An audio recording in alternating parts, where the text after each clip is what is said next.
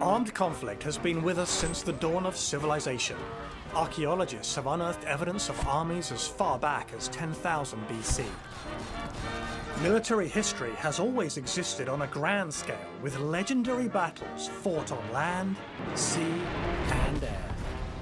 From ancient daggers to modern medals of honor, in expert hands, these relics reveal the stories of those who are no longer here to speak for themselves. Join us as we unlock the secrets of Militaria. Today on Militaria, we look at a collection of personal and foreign items brought home by a soldier from World War I, a Canadian Red Cross Corps apron, and a book of reference and training exercises for merchant gunners in World War II. Jennifer looks at a reference manual used by a merchant Navy gunner during World War II. We just found them in the Legion in a top cupboard, and I said, "What's this?" I was quite impressed. I didn't realize that civilians were actually manning the guns. Gary looks at Louise Keshen's apron from her service with the Canadian Red Cross Corps in World War II. I really commend the women from the overseas detachment who came home and realized that they had made such a grave effort. They became the archivists for their own work. Andrew looks at a soldier's diary and paybook, as well as an emblem taken straight from a German soldier's helmet. My grandfather enlisted at 15 years old. He had just turned 15. At 16, he had lost his arm. And at 17, he was back in Canada.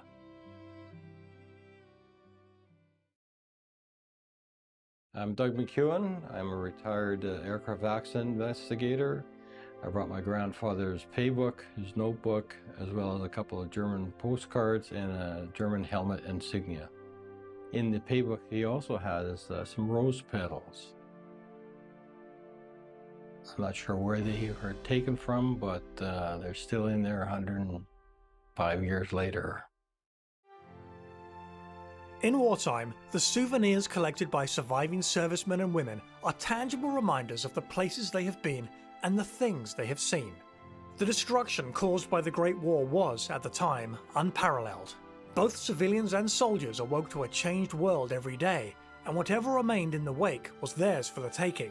Weapons, flags, and personal items were popular collectibles, but the spiked and grossly ineffective pickelhaube helmet was, considered by some, the Holy Grail. Worn by the Imperial German Army, it was retired mid-conflict in favour of designs and materials better suited for early 20th century warfare. The pickelhaube survived through ceremonial use until 1918, when it disappeared from military dress completely. Doug, welcome to Militaria. Thank you. This particular item, Doug, is a soldier's daily diary, so he could, put his experiences that he would have every day into that diary. And they were given out to the troops everywhere. And over here, this is very much more personal item in that it's a soldier's paybook. So all his particulars would have been down in here, where he was at a given date, his rates of pay, if he spent some time in the hospital, everything would have been recorded in this book. These are letters that a soldier could use to write home to his family. They're unused. Most likely they were taken off a German prisoner or perhaps the body of a German soldier. And right here, we have it's what's called a helmet plate that is taken off an M1895 pattern German spiked helmet, or pickelhaube. This came off a helmet that was originally adopted by the Prussian military in 1842. Afterwards, pretty much all the states of Germany adopted that same helmet. They stopped using this leather helmet in 1915 as wounds to the head were becoming a serious problem for frontline troops. So they adopted something called the M16 helmet, which is the steel helmet, which we recognized more from the Second World War, but actually made his first appearance in 1916. When they moved to the metal helmet, did they retain insignias like this on that? Insignia such as this helmet plate were no longer required. By that time in the war, there was much more of a focus on camouflage of the helmet, and that's where we start to see 1917, 1918 is the appearance of a camouflage pattern put on helmets. Now, not every single helmet was camouflaged, but this largely disappeared. This is basically a remnant of the 19th century, and so it was gone by 1915. So, Doug, as you've mentioned, all these artifacts were brought back by your grandfather. Is that correct? That's correct, yeah. What can you tell me about him? Well, he enlisted at the age of 15, lied about his age. He was wounded in the battle at Lens, a gunshot wound in his right arm. He was evacuated to England, where they eventually had to amputate his arm. So at 16, he lost his right arm, and at 17, he was back home. Subsequent to that, he volunteered through the World War II to work with the civilian defense group.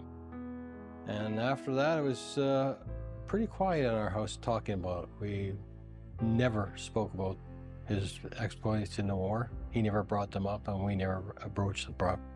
Pretty much everyone, whether they were 15 to 50, was trying to get overseas to participate in the war. People wanted to see action. They wanted to, maybe leave their everyday life in the Canadian town to be kind of boring. They wanted to see Europe and see the big, bright lights, big city. And unfortunately, they found out that it wasn't quite what they thought it would be. He did well with just one arm, although it was very evident when he was with us or others that he was missing it because he just tucked his sleeve into his pants, right? But he did well from a business perspective. He was involved in many unions, traveled Canada as part of that. And from what I recall, it didn't seem to make much of a detriment, including his golf game. That's fascinating. So he actually adapted to it and carried on and went on to help out in the Second World War. Wow. But he wasn't the only one in the family to suffer. No, that's correct. His older brother also suffered a wound in Vimy and subsequently had to have his left leg amputated. And how did you know your uncle as well? Did you get to his Personally, brother? no, I did not. I have memoirs written, but never met him myself, no. Well, that's a lot of sacrifice for one family. Yeah.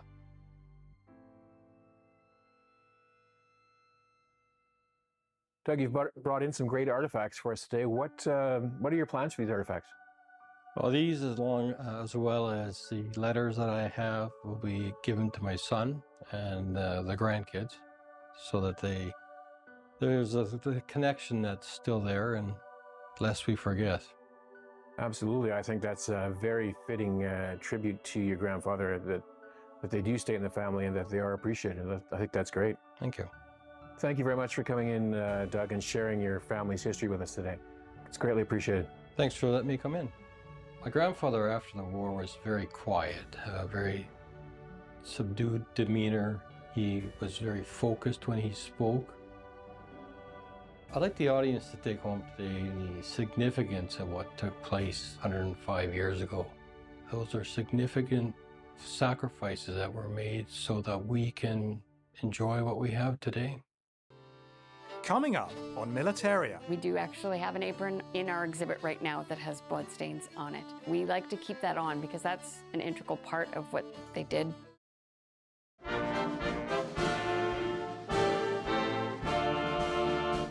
My name is Shara Kingston. I'm the collections manager for the Army Museum. I brought in the apron belonging to Louise Keshin with the Red Cross Corps.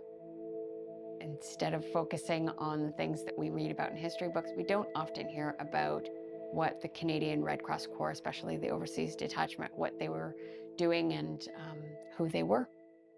13 years after its founding in 1896, the Canadian Red Cross Society was formally established by Parliament in 1909 as Canada's primary volunteer humanitarian service. Its mission was to provide non-discriminatory support in times of crisis. During the Second World War, thousands of female volunteers enlisted to form the Canadian Red Cross Corps.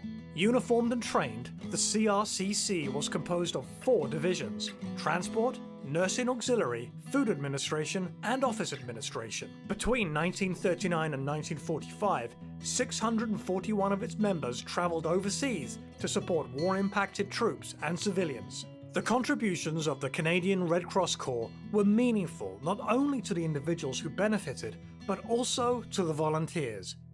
Shara, welcome to Militaria. What have you brought in from the Army Museum today? Well, I brought this nurse's apron, or I should say it's a Canadian Red Cross Corps apron and veil from Louise Keshen. The significance of these artifacts are? Well, Louise Keshen, the name Keshen is known within Halifax as their family. The Keshens are what the Keshen Goodman Library is named after. And so their family were philanthropists and donated money towards a library, as well as they were part of the Rebecca Cohen. They were kind of part of that family as well. So Shara, what makes the story of Louise Keshen and these artifacts so unique? I love this story. The fact that they were a prominent family, that Louise and her sister, Marion, they both ended up enlisting with the Red Cross Corps and went overseas. They were part of an overseas division. So out of the 15,000 Canadian Red Cross Corps volunteers, there were 641 that went over as part of an overseas detachment.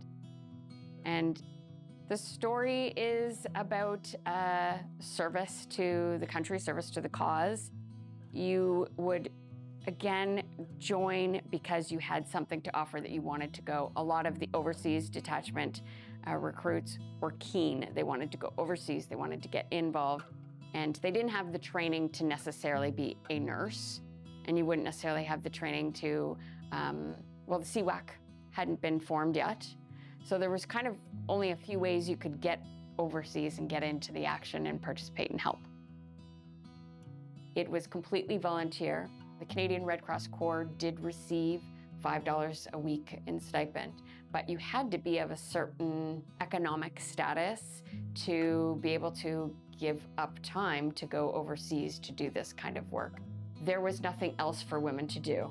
The Canadian Women's Army Corps had not been established, and even some of the volunteer organizations hadn't been lifted yet. The jobs that were being done overseas were what? Could participate with nursing, obviously, which is what the Keshen sisters did.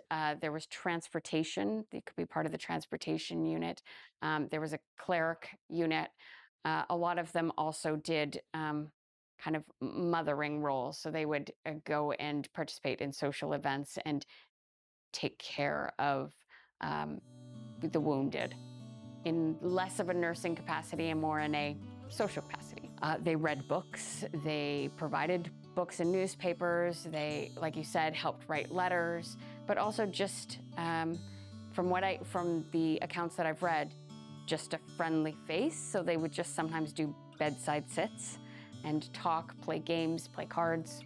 So during the Second World War, the Canadian Red Cross Corps was formed from Canadian Red Cross. They saw a need helping soldiers. So the running of canteens, the setting up of libraries, that sort of thing. And then they realized that there was a need overseas as well. But we actually have no records, a lot of records on what these women did and where they went, because they weren't in the military, so there are no service records. They don't have numbers associated with them that I can look up. So you kind of have to find bits and pieces and kind of pull it all together in that detective work by yourself. Thankfully, there are archives. We have been able to source some archival photographs of both sisters together in Trafalgar Square, as well as just before they left, standing in Halifax on whatever street they lived on. And that's nice that they're out there, but I actually have no idea, kind of once they got to London or parts of England, where they ended up going, and then what hospitals they served in, or what tents, or what their story was. And that's where you start to lose that information. Yeah, there was someone over there taking notes on what every unit was doing, but not necessarily the volunteer organization. It's important not to focus on the military when you're talking about conflict. There are many other players in the story, and in this case, Canadian Red Cross Corps is one of them. And they had a vital service, and because they did their bit, freed up people to do other jobs that only those people could accomplish. So what has to happen to get them back into storage? And are you going to be doing anything about getting rid of some of these blood stains here, or what's going on there? So no, we never remove blood. Blood is part of the story. We do actually have an apron on in our exhibit right now that has blood stains on it. So we like to keep that on because that's an integral part of what they did and part of the story. So we don't want to remove that. How we preserve or keep these items is we have a series of acid-free tissue leaves, and we fold it. Each piece gets folded into the acid-free tissue, and then it gets put into a safe box and labeled and put away, though we hope we can get it out onto exhibition. So Shara, thank you so much for bringing these two wonderful items and the story of the Keshem sisters in today. You're welcome. I'd really commend the women who, from the overseas detachment, who came home and realized that they had made such a grave effort and that they needed to house their own personal stories and collect that. And they became the archivists for their own work. Had they not done that, we wouldn't have received letters from overseas or diaries and any of that information. So I think that's important. If you think that you want to pass something on, make sure you write it down. Coming up on Militaria. I feel bad, yes, but they were the targets. These merchantmen went out there and they were the targets. They knew it, what was going on.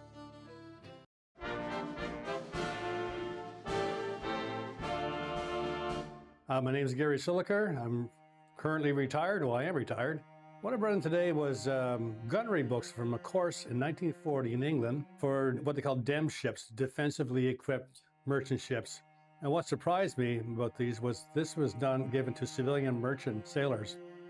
Even when they brought the military units on board, these guys were still being used as loaders because they understood which shell to get for what purpose. So I thought that was pretty cool. Described as the longest, largest, and most complex naval battle in history, the Battle of the Atlantic began with the declaration of World War II and ended with the defeat of Nazi Germany. Supplies needed to sustain operations had to be shipped overseas. Crossing the North Atlantic was a dangerous prospect, but with German U-boats lurking in the waters, it became a near-death experience for the civilian sailors of the Canadian Merchant Navy as defensively equipped merchant ships, or DEMS. They travelled in convoys, and while they were always protected, they were never safe. Over 1,600 Canadian merchant sailors died in efforts to maintain supply lines and keep the convoys running, efforts without which a victory would not have been possible. So what we have here today is a BR Notes of Gunnery manual and an exercise book. BRs are very common. They're called books of reference, and they're a standardized set of books that were issued to help in the training of merchant sailors and of sailors in the Royal Navy and the Royal Canadian Navy. And so in this BR of gunnery, it outlined how the guns operated, what was needed to maintain the guns, but also just all of the safety precautions and things around the guns. And so it was a quick little pocket manual of just how to operate a gun on a DEM ship. And this exercise book would have been the book he kept all those notes in as he was trained to operate these guns on these merchant ships. So the BRs, originally established by the Royal Navy, were basically a set of rules, customs, traditions, and things that outlined how you wear a uniform, how do you operate a weapon, how do you do formations and drills. So they're wonderful archival reference materials that really speak to that formalized history of military organizations. Gary, what do you know about the Battle of the Atlantic? Well, what I do know and what I've read is that it was the longest battle of the war from day one to the last day of the war. It was a battle, they said, that could never be lost. It had to be fought regardless of losses. And that the turnaround, there was, in the middle of mid-Atlantic, there was the Black Pit. It had no air coverage. So they had convoys going out, escorts from the Navy on either side. But there's this pit where those escorts couldn't go beyond that because of fuel. And that gap didn't get proper air cover to close it till, I think it was the spring of 43. And once they closed the air gap, there was a turnaround in losses. It was like, oh, we're not losing as many ships now. So often the reason why targeted ships were left on their own was because And the supplies that these convoys were carrying were vital to the war effort and to winning the war in Europe, but it also was vital to the survival of Britain. So coming across the Atlantic, we had food, we had personnel, we had equipment to help fight and win the war. So if that stuff didn't get to Europe, the war might have been lost. Well, Phil Smeltzer, I only met him once or twice after I moved to Mahone Bay. He had served as a reserve soldier in the West Nova Scotia Regiment, or Lunenburg Regiment, whatever it was that time, before the war. And when the war came, he joined the Merchant Navy, and such as it was. And he did that. He crossed the Atlantic, and he also served in the Mediterranean, North Africa, running supplies into North Africa in '42. After that, he came back, and being a civilian, he opted not to go back to sea, and he joined the Army in the Canadian Provo Corps. And he spent the rest of the war as a small arms instructor in Canada, training soldiers going overseas.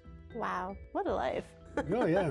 What's really neat about his exercise book is I noticed he has a series of drawings in it. It's something they don't teach anymore, is it? That the drawings and the technical, the math and the notes in the books, it's all digital nowadays. Yeah, and most kids don't have to worry about getting the old compass there with a pin at one end and a little lead pencil at the other end drawing around. That's gone by the wayside, it seems. Mm-hmm. Gary, do you know why it was so dangerous to serve as a merchant mariner? They were going out, and their ship was the main target. I mean, they put the tankers in the middle and the freezer ships in the middle, but they were always targets and that the U-boats wanted into. And over the years, I keep checking this stat out, but it keeps coming back that learned people have done these studies that the most hazardous place to be served during World War II was to be a merchant sailor on the North Atlantic convoys. I remember the stats saying your chances of dying was 1 in 9. The next most dangerous occupation would be people who flew in bomber command. You know, if your ship went down, as you mentioned earlier, you're getting left behind. And even cases of all the crews getting off, you know, they just perished from exposure later on. And that's, to my mind, why it was so dangerous. If you didn't go down, you're liable to perish on the water or in a boat because nobody's picking you up. Absolutely. I think people underestimate the dangers that do exist on the open ocean, especially in the North Atlantic. It was cold, it was rocky, it was unforgiving. And so if you landed yourself in the water after your ship went down, the chances of survival were slim. And if you did get picked up, chances of you surviving to make it to a POW camp, again, was precarious at best. And so it really was a true sacrifice on the part of these Canadians who served on merchant marine ships. They really were doing a job that was truly thankless but absolutely necessary during the war. The tricky part about tracking down merchant marine history is that they were civilian sailors. So the records of these merchant mariners were either held by the company they were employed under, or they just didn't exist or weren't kept. Gary, what do you plan on doing with these artifacts? Well, I'm not taking them back to Mahone Bay to gather dust in a cupboard anymore. So I talked to the folks down the Leeds the other night, and they said, if you can find them a good home, send them off to a good home. So would you have a good home you could send these to? Absolutely. We would be honored to have them at the Naval Museum of Halifax. Perfect. Good place for them to go to. Oh, well, thank you so much. Well, Gary, I can't tell you how much of a pleasure it was to meet you and to see these beautiful artifacts that you brought in today. Thank you for joining us. Good to be here. I'm pleased they're going to a good home because the third drawer in a cupboard in the Legion in the kitchen in Mahone Bay doesn't do them justice. So it's nice to know that they're going to be used, probably seen, but they can be used. People can refer to them